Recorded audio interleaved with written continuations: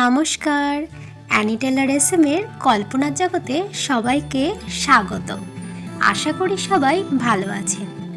আজকে চলুন নতুন এক কল্পনার জগতে পাড়ি দেওয়া যাক। চলুন আজ ছন্দের মাধ্যমে তমমনের গল্প শুনি।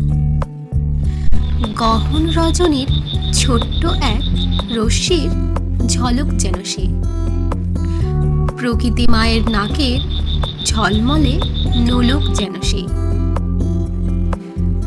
একরাশ অন্ধকারে এ এক আলোর ছটা যেন, সর্বরীর বুকে এক টুকরো চন্দ্রমা হেন।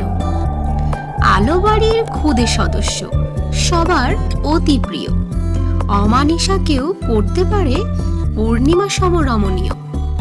হলুদ, সবুজ, লাল তিন রঙের বাহার সে নিয়ে, ক্ষণিকের জন্য দিতেও পারে তমসাকে হারিয়ে।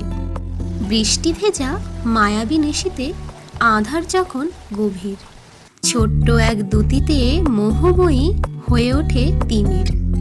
নক্ষত্র সম দুতি আছে, এক নাম তমমণি যার, সাধারণভাবে সবাই চেনে জোনাকি নাম তার।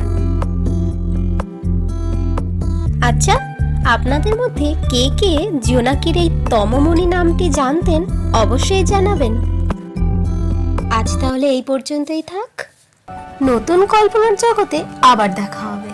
ততদিন পর্যন্ত ভালো থাকুন, সুস্থ থাকুন। আর হ্যাঁ, অ্যানি টেলার এসএমকে ভুলে যাবেন না। নমস্কার।